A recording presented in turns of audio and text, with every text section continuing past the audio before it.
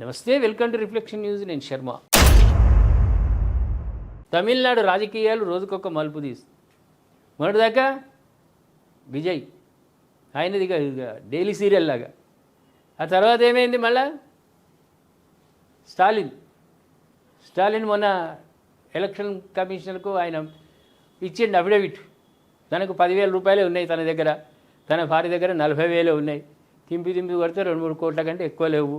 సొంత వాహనాలు లేవు. ఆటో యాప్ ఉంది వాళ్ళకు. ఆ యాప్లో ఎటన్నా పోవాలంటే ఆటో బుక్ చేసుకొని పోతారట. మనం చెప్పుకున్నాం కదా, భారతదేశంలో అత్యంత దారిద్ర్య రేఖకు దిగువన లాస్ట్ సీట్లో కూర్చున్నాడు ఎవడు అంటే నిద్రమబ్బులైనా మన రిఫ్లెక్షన్ ప్రేక్షకులు చెప్పేంతగా హుషారైపోయారు. స్టాలిన్ ఏం లేదు పాపం, 10,000 అన్నట్టు జేబులో. అటువంటి ఆయన ఒక స్టేట్మెంట్ ఇచ్చిండు. అక్కడ బీజేపీ కూడా పొత్తు పెట్టుకుంది కదా ఏఐడిఎంకే తోటి.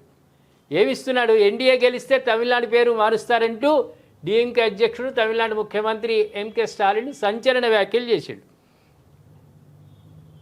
బీజేపీ ప్రభుత్వాన్ని ఒక పనికిరాని డబ్బా ఇంజన్గా ఆయన అభివర్ణించాడు. తమ ద్రవిడ మోడల్ పాలనను సూపర్ ఫాస్ట్ ఇంజన్తో పోల్చారు. ద్రవిడ పాలన తెలుసు కదా, అక్కడ హిందువులు ఇబ్బంది పడితే వీడికి అవసరం లేదు. వేరే మతస్థులు ఎవరు ఇబ్బంది పడ్డా ఇలా కరుణ, జాలి హృదయాలు, వాళ్ళకి సపోర్ట్ ఇస్తాడు ఈయన. అటువంటి వ్యక్తి బీజేపీ వస్తే మళ్ళీ హిందుత్వం వస్తుందని ఏదో రకమైన భయపెట్టుడు. తమిళనాడు ఆత్మగౌరవాన్ని కాపాడటంలో, అభివృద్ధి పథంలో దూసుకుపోవడంలో తమ ప్రభుత్వం ఎవరికీ లొంగదన్నారు.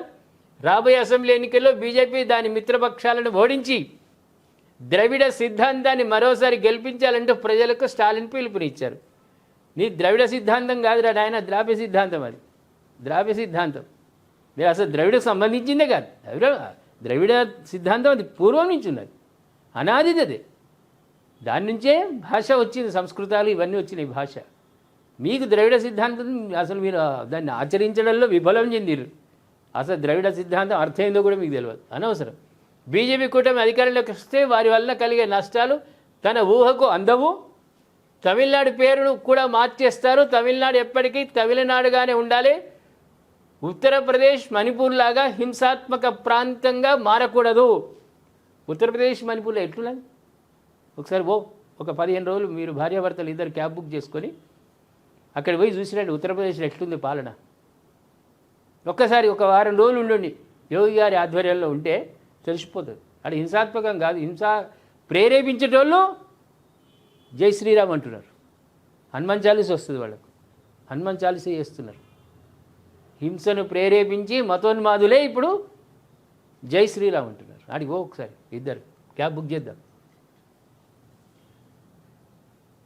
హోసూర్ విమానాశ్రయం విద్యా ప్రాజెక్టులు కేంద్ర ప్రభుత్వం నిధులు విడుదల చేయడం లేదు. కానీ ప్రధాని మోదీ మాత్రం ఎన్నికల కోసం తరచుగా పర్యటనలు చేస్తున్నారంటూ వస్తాడు ఆయన. అంటే పార్టీ ప్రధానమంత్రి కంటే మొదలు పార్టీ బీజేపీ పార్టీ, ఆ పార్టీని గెలిపించుకోవడానికి ఇది రావద్దా, తిరగొద్దా? నీ ద్రవిడ సిద్ధాంతాలు ఏం లేదు. మీరు ద్రవిడ సిద్ధాంతం మీరు పాటించలేదు, ఏం లేదు. ఇక్కడ ఒక భయం, తమిళనాడు అయితే బీజేపీ ఒకవేళ తమిళనాడుకు వస్తే అక్కడ గెలిస్తే పేరు మారుస్తారు. అందరూ కోరుకునేది కూడా అదే కదా. ఇప్పుడు హైదరాబాద్ ఉన్నది, భాగ్యనగరం చేయాలని కోరుకుంటలేరా? కళింగపట్నం, ఇవి కొన్ని ఉన్నాయి పేర్లు, మార్చుకోవాలి. మన సంస్కృతి మన సాంప్రదాయం గల పేర్లు ఉండాలని ప్రతి వాడు కోరుకుంటారు. అక్కడ తమిళనాడు వాళ్ళు కూడా కోరుకుంటారు. దాన్ని ఎట్లా వ్యతిరేకిస్తావు అని బీజేపీ వస్తుందని ఒక భయం అయితే ఉన్నది నాకు. ఏఐడిఎంకే పొత్తున్నది కాబట్టి మళ్ళీ బీజేపీ వస్తే ఇట్లా అవుతుందని ఏదో రకమైన బెదిరింపులే తప్ప ఏం లేదు దీంట్లో. నిధులు అనేది అది వేరు. మీరు ఒక అధికార పార్టీ అది ప్రభుత్వంగా మీరు కేంద్ర ప్రభుత్వాన్ని కొట్లాడడంలో తప్పులేదు, విమర్శించడంలో తప్పులేదు. కానీ పేరు మారుస్తారంటే పేర్లు మార్చాలని అనుకుంటున్నారు, ప్రజలే అనుకుంటున్నారు. మొదలు ప్రభుత్వాలు కాదు, ప్రజలే అసలైనటువంటి పేర్లు కావాలి. మన కేరళ మార్చుకున్నారు కదా, కేరళ ఉండే కేరళం, తప్పే ఉన్నది దాంట్లో.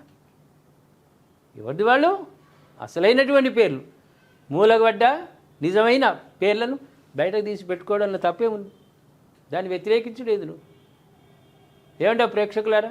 స్టాలిన్ స్టేట్మెంట్ చూసిరు కదా, బీజేపీ వస్తే హింసాత్మకం అవుతుందట, ఆగమవుతుందట, మొత్తం తమిళనాడు అంతా పేరు మారుస్తాడంట. దీన్ని సమర్థిద్దామా? ఈ కామెంటును వ్యతిరేకిద్దామా? దయచేసి కామెంట్ రూపంలో తెలియజేయండి. సబ్స్క్రైబ్ చేసుకోండి, షేర్ చేయండి.